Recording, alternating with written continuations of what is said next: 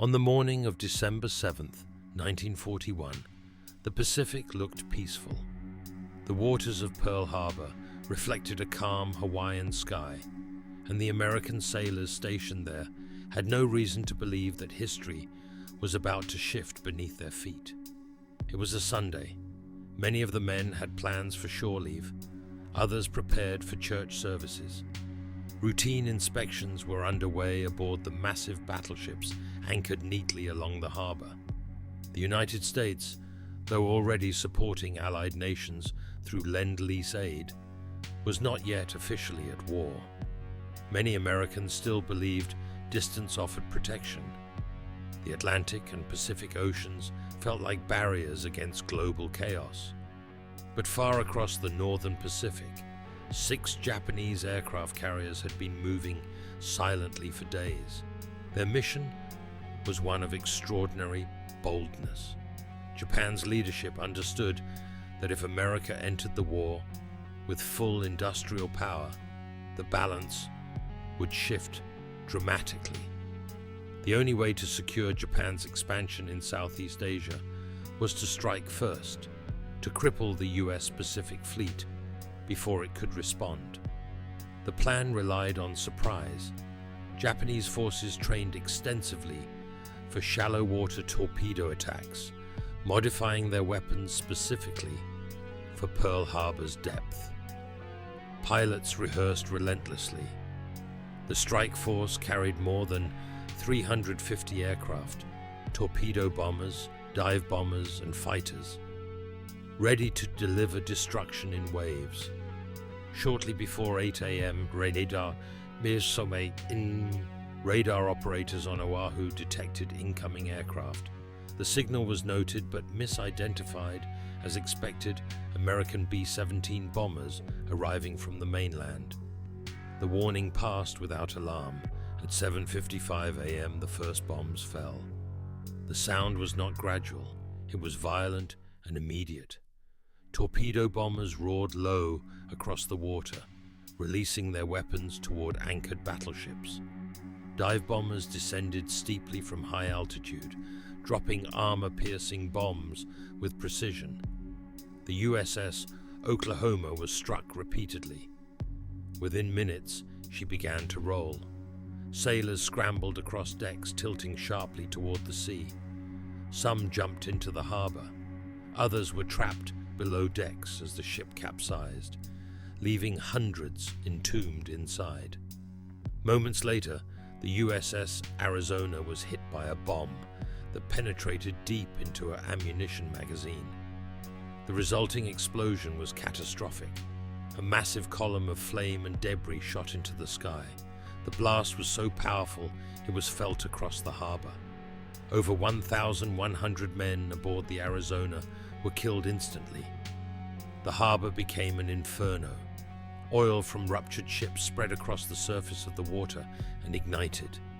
Thick black smoke climbed into the sky. Men swam through burning fuel to escape. Others clung to debris amid chaos.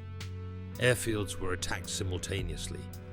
American aircraft parked wingtip to wingtip, intended as protection against sabotage, were now easy targets. Japanese fighters strafed them methodically. Hangars exploded.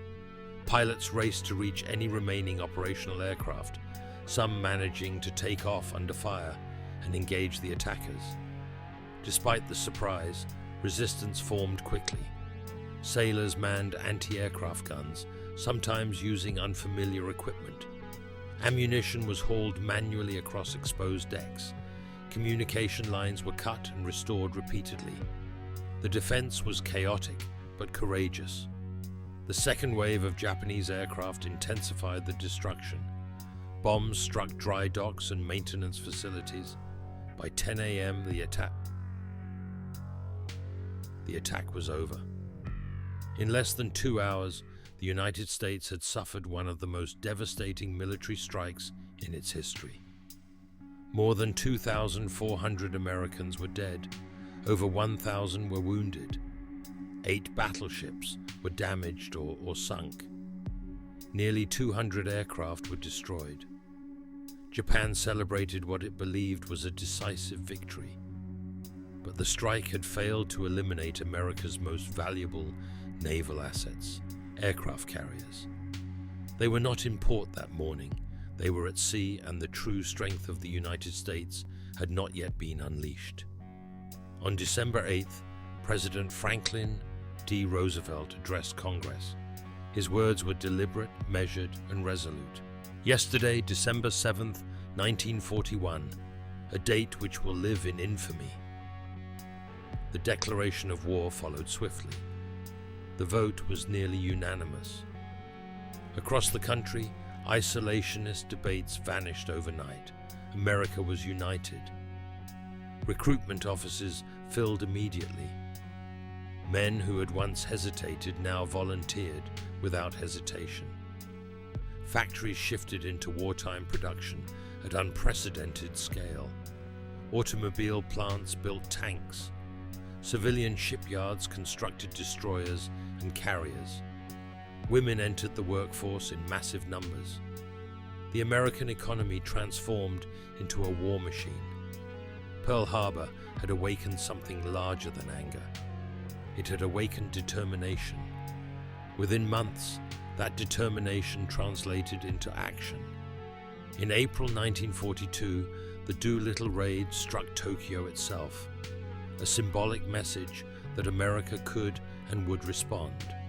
In June 1942, at the Battle of Midway, American naval forces delivered a devastating blow to Japan's carrier fleet, sinking 4 carriers and shifting momentum in the Pacific. From Guadalcanal to the Philippine Sea, American forces advanced methodically. Each battle was costly. Each victory pushed Japan further onto the defensive. The industrial capacity mobilized after Pearl Harbor ensured that losses could be replaced faster than Japan could sustain them. By 1945, American bombers were flying over Japan regularly. The Pacific War ended in September 1945 with Japan's surrender. Pearl Harbor was the beginning of America's full entry into World War II. It was a day of shock, devastation, and loss, but it also marked the moment when the United States committed its full strength to shaping the outcome of global conflict. The attack was meant to break American power in the Pacific. Instead, it galvanized a nation. Today, the USS Arizona rests beneath the waters of Pearl Harbor. Visitors walk across the memorial in silence, looking down into the harbor where oil still rises slowly from the wreckage. It is a place of remembrance, but it is also a reminder of response. December 7th, 1941 was not the end of American strength. It was the beginning of its full force. From that morning of fire came unity.